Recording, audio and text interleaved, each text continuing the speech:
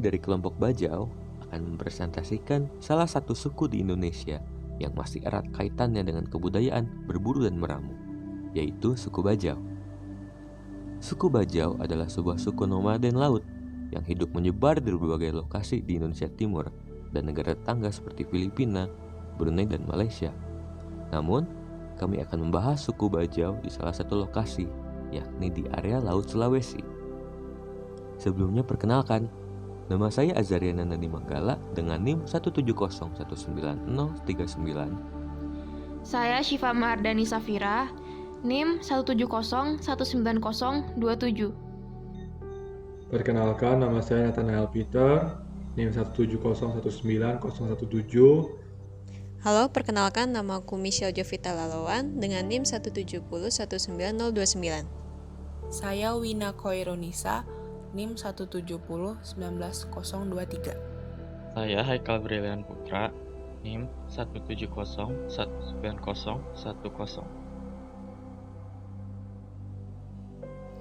Sistem religi suku Bajau. Masyarakat suku Bajau mayoritas menganut agama Islam. Namun mereka masih menjalankan hidup sesuai dengan kepercayaan para leluhur. Contohnya, mereka masih mempercayai akan adanya roh jahat, kegunaan sesajen, dan mantra-mantra.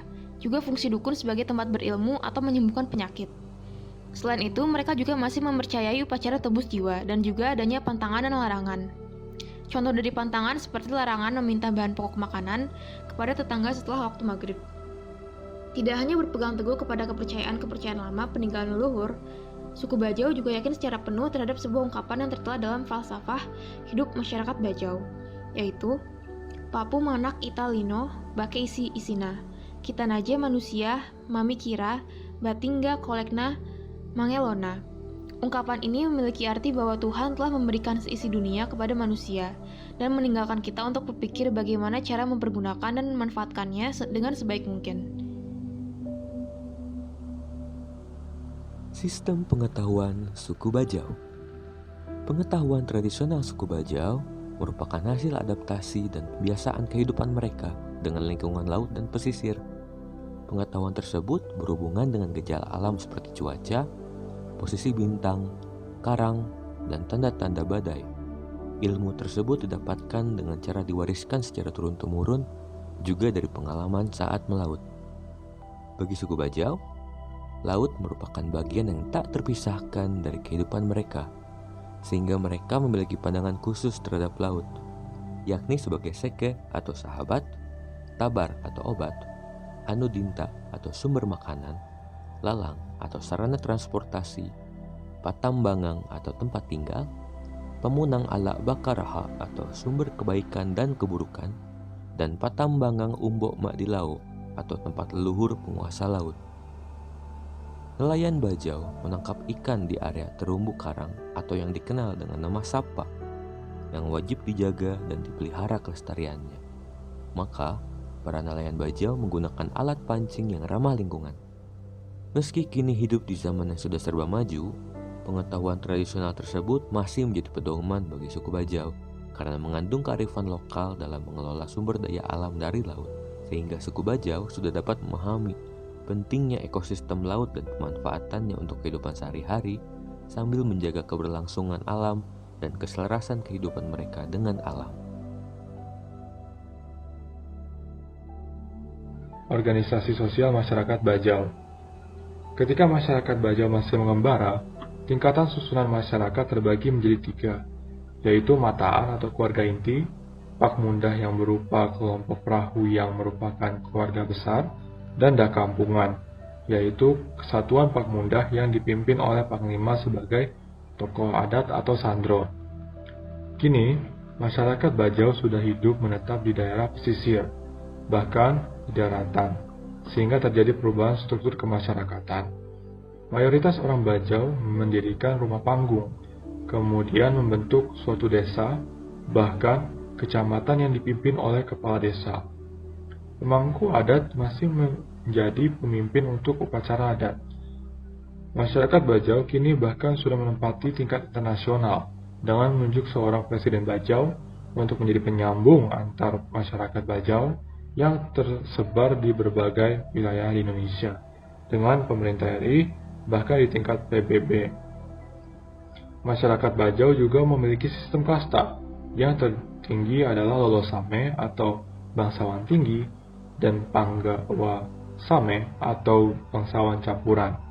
Yang keduanya menjadi pemimpin dan tidak terlibat dalam kegiatan melaut. Lalu ada Galarang yang merupakan golongan masyarakat biasa dan yang terendah adalah Ate atau Atang. Namun kini sistem kasta tersebut sudah mulai menghilang dan tergantikan oleh stratifikasi sosial baru yang bersifat kapitalis, yaitu pemilik modal atau atasan yang didominasi kaum pedagang atau tengkulak dari orang Bagai atau daratan, dan nelayan atau pekerja yang didominasi oleh orang-orang Bajau. Meskipun suku Bajau ini menempati tingkat rendah dalam stratifikasi sosial tersebut, stratifikasi tersebut bersifat terbuka sehingga membuka peluang bagi masyarakat Bajau untuk meningkatkan taraf hidup mereka. Untuk sistem kekerabatan suku Bajau sendiri, mereka menganut sistem bilateral, yaitu diturunkan dari pihak ayah maupun ibu. Hal ini dikarenakan suku Bajau menganut sistem perkawinan endogami, yaitu mengharuskan masyarakat Bajau menikah dengan kerabat atau kasta sendiri untuk menjaga kemurnian darah dari orang Bagai atau daratan. Namun tetap dilarang menikah dengan kerabat dekat yang sedap. Kini sistem perkawinan tersebut sudah mulai menghilang karena tiap golongan masyarakat Bajau sudah membaur satu sama lain, bahkan bebas menikah dengan suku lain, sehingga mengakibatkan terjadinya difusi budaya. Jadi begitu saja untuk organisasi sosial masyarakat Bajau. Sekian dari saya, terima kasih.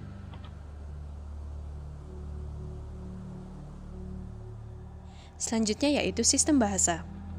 Bahasa adalah suatu unsur kebudayaan yang digunakan untuk berinteraksi antar sesama masyarakat.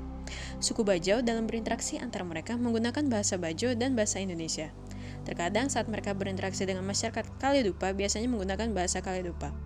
Hal ini dipengaruhi karena letak mayoritas suku Bajau berada di antara Kecamatan Kaledupa, Kabupaten Wakatobi. Saat ini, suku Bajau tidak hanya menggunakan bahasa Bajau sebagai bahasa komunikasi sehari-hari, tetapi juga berusaha menuturkan bahasa setempat.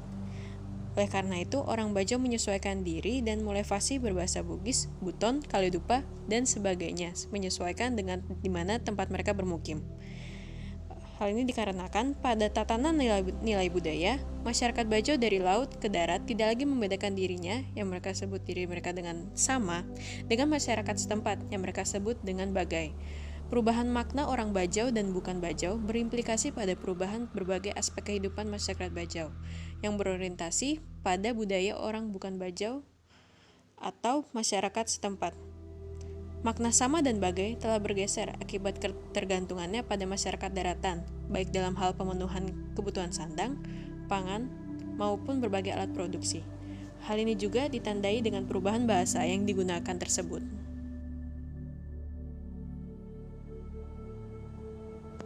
Sistem kesenian.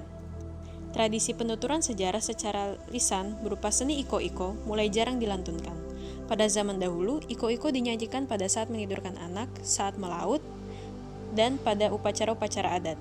Iko-iko biasanya berkisah tentang sejarah dan kehidupan suku Bajau, disertai nasihat dan petuah terkait pengelolaan sumber daya kelautan.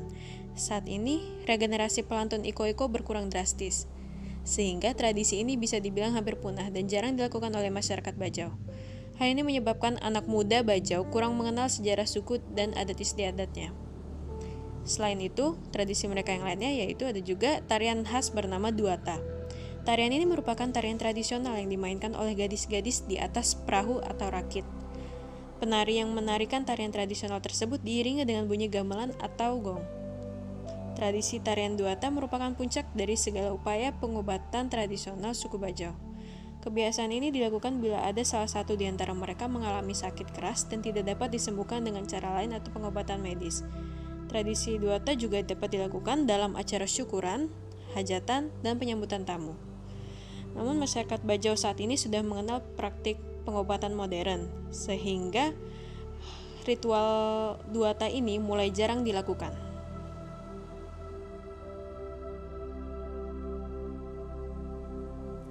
Sistem penghidupan dan ekonomi. Sebagian besar hidup suku Bajau dihabiskan tinggal di laut.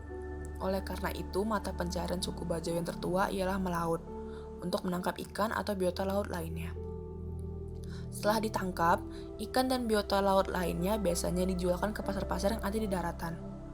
Karena banyak singgah di berbagai tempat, suku Bajau menguasai banyak bahasa. Alat yang biasa mereka gunakan untuk menangkap ikan dan hewan laut lainnya antara lain adalah sampan.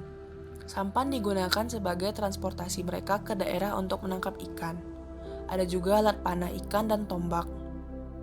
Namun mereka tidak menggunakan alat selam sama sekali, karena mereka memiliki adaptasi genetik dan fisik yang bisa bertahan dalam air tanpa alat selam tersebut. Mereka juga membudidayakan rumput laut yang biasanya dijualkan. Namun, seiring berjalannya waktu, sebagian keturunan tidak melanjutkan lagi untuk tinggal di laut. Mereka lebih memilih tinggal di darat untuk menetap dan mencari pekerjaan. Mereka menetap di kawasan Taman Nasional Kepulauan Togean, Sulawesi Tengah. Di wilayah tersebut ada Pulau Papan, pemukiman yang dibangun di atas air oleh suku Bajau itu sendiri.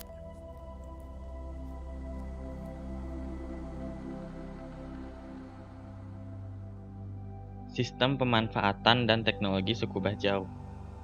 Sebagai suku yang bermata pencaharian utama di perairan, suku Bajau sudah dapat memanfaatkan beberapa teknologi dan ilmu pengetahuan tentang musim dan cuaca serta teknologi sederhana untuk memudahkan pekerjaan. Seperti contohnya memanfaatkan beberapa plastik yang dipasang pada sebuah bambu dan ditancapkan ke dasar laut untuk melihat arah mata angin seperti pada gambar 1. Selain itu, mereka juga memiliki kacamata selam atau mata cermin. Kacamata selam tersebut menjadi ciri khas alat selam dalam suku Bajau untuk melindungi mata saat menyelam. Suku Bajau membuat alat tersebut secara manual, yakni berbahan dasar kayu dan kaca. Mereka juga memiliki senapan. Senapan tersebut menjadi ciri khas alat untuk menangkap ikan di dasar laut. Pemanfaatan senapan tersebut bertujuan agar saat memburu ikan tidak merusak lingkungan karang.